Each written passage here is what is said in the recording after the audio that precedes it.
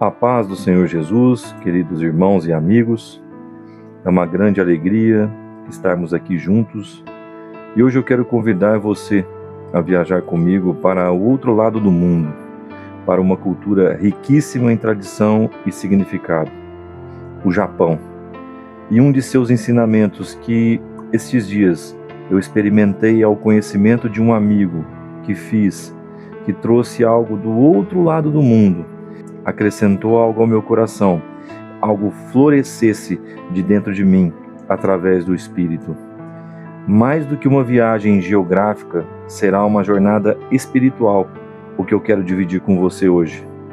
E ao final, acredito que tudo fará sentido, porque no final, tudo nos leva a Jesus.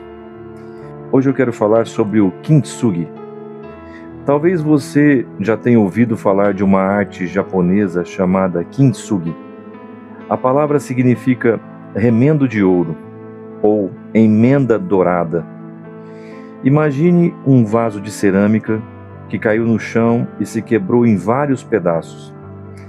Em vez de jogar fora, os artesãos japoneses os recolhem com cuidado, pedaço por pedaço, e o restauram usando uma resina misturada com um pó de ouro. O resultado? Todas as rachaduras ficam visíveis, destacadas por linhas douradas. O vaso não volta a ser como ele era antes, é claro, pois ele se quebrou, mas ele se torna único, mais belo e mais valioso do que no seu formato original. Essa prática nasceu no século XV e ela é ligada a uma tradição de honra japonesa. Eles acreditam que cada objeto carrega uma história. Esconder a cicatriz seria desrespeitar a memória da peça.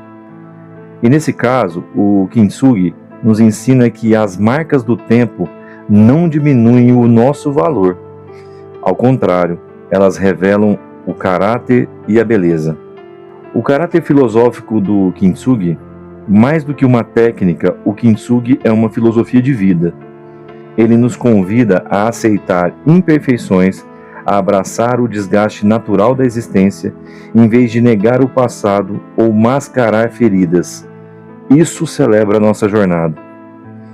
A aceitação do tempo nos leva a entender que tudo envelhece, e isso é nobre.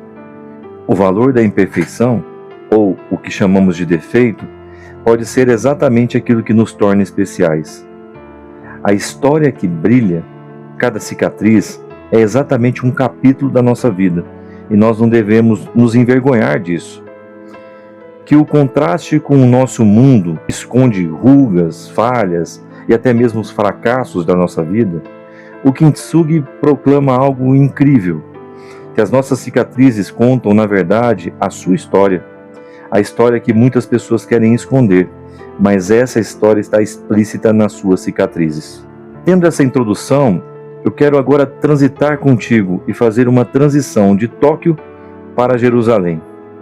Agora deixemos exatamente o Japão, respeitando a tradição, o ensinamento e o conhecimento, e vamos a Jerusalém, há 2000 anos atrás, porque existe alguém que não apenas entende essa filosofia, ele a vive e ele a supera. O seu nome é Jesus Cristo. Ele não cobre as rachaduras do ser humano. Ele entra nelas, em cada uma delas, e ele cura, ele transforma e ele faz brilhar novamente. Jesus é o verdadeiro Kintsugi da alma, se você me permite falar assim.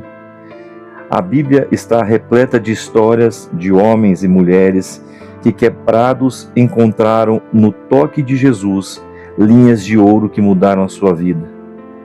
E quando eu parava e conversava com esta pessoa acerca dos ensinamentos de Kintsugi, Jesus brilhantava o meu coração, trazendo ainda muito mais conhecimento e muito mais expansão espiritual acerca do que realmente significa o toque dele, transformar um vaso quebrado em algo repleto de valor. Assim como ele fala em Jeremias 18 ao oleiro, para que ele descesse à casa do oleiro, para que ali ele fosse quebrado, inteiramente quebrado, pelas mãos do oleiro, pelas mãos daquele que foi quem o reconstruiu e fosse renovado, refeito novamente.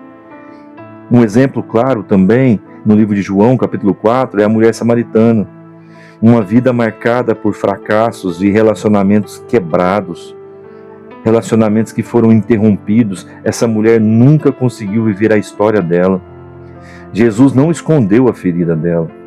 Ele a expôs com amor e ofereceu água viva para ela. O resultado? Ela se torna uma mensageira das boas novas de Jesus.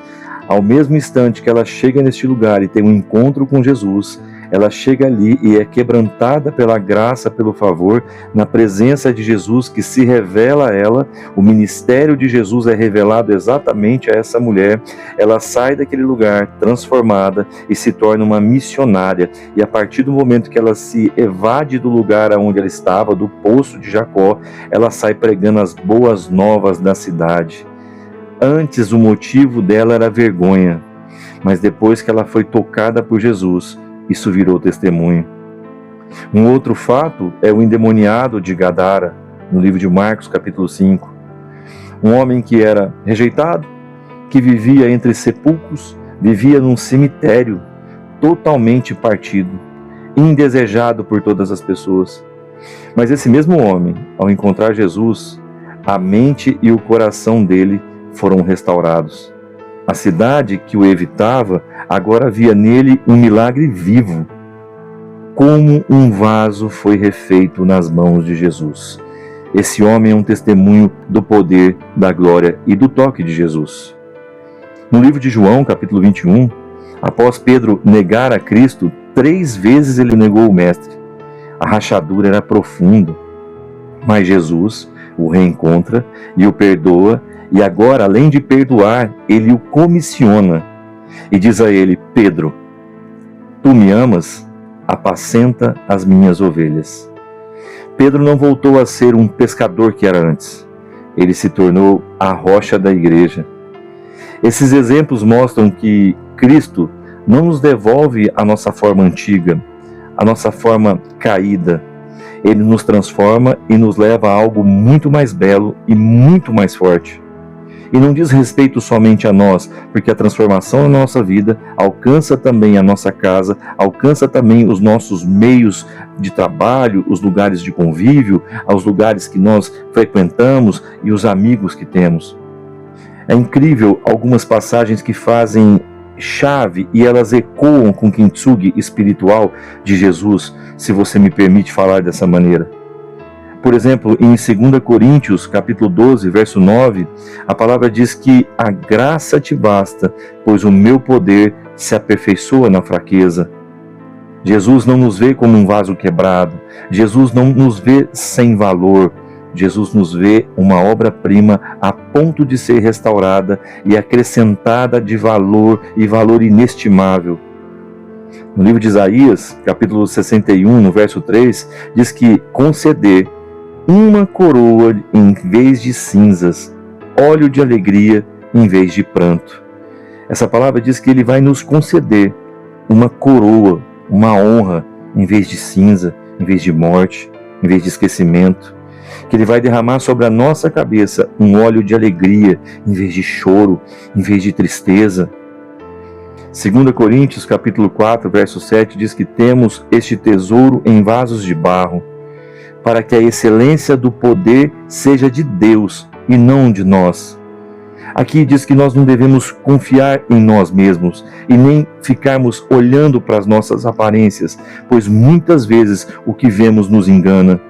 O inimigo tenta colocar pensamentos de depressão, pensamentos de fraqueza, pensamentos que tentam desconstruir a figura que Deus nos criou em perfeição. Mas que antes nós devemos ser vasos de barro para que a excelência do poder de Deus nos encha, nos aperfeiçoa, nos dê o valor. O valor que nós temos está na presença dele, está em sermos filhos, em sermos cidadãos de um reino maravilhoso. No livro de João, capítulo 20, verso 27, diz que o Cristo ressuscitado mostra as marcas dos cravos. Ele não apaga as cicatrizes. Elas são as provas vivas e eficazes da sua vitória. Quando Jesus encontra Tomé, O Tomé que duvidava, o Tomé que queria ter uma experiência mais profunda com Deus, ele mostra as marcas, ele estende a mão e fala: Tomé, toca. Ele nos convida a entendermos que as fissuras, que as quedas, que os descaminhos da nossa vida são fatores cruciais para que seja construída a vida que Ele tem para nós em perseverança, em graça, em manifestação de glória, num novo cenário, num novo tempo, numa nova forma de pensar, de enxergar, de adorar, de contemplar tudo aquilo que o Senhor traz sobre as nossas vidas. Passemos mais tempo adorando, passemos mais tempo agradecendo a Deus. E uma surpresa divina, mais do que uma aceitação, é a glorificação. E esse aqui é um ponto mais surpreendente. O Kintsugi, ele aceita a imperfeição, mas Jesus vai além. Ele transforma a ferida em porta de poder eterno. E isso é extraordinário. As linhas douradas da graça não são apenas bonitas. Elas carregam a presença de Deus. Elas nos tornam um com Deus. A sua fraqueza se torna força.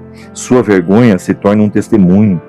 Suas perdas se tornam agora uma herança nele. Aplique isso na sua vida.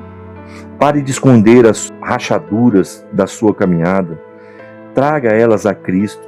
Ele não tem medo do seu passado, pois Ele conhece a sua essência. Ninguém conhece você com um olhar mais profundo do que o próprio Cristo. Permita que a graça una os seus pedaços. Às vezes, tentamos colar sozinhos e nesse caminho e nessa tentativa nós falhamos. O ouro não é nosso, é dele. Quem faz a obra é Ele. Quem é o oleiro é Ele. Quem transforma o vaso quebrado em um vaso novo é Ele. Transforme as cicatrizes da sua vida em testemunho. Conte a história da sua vida.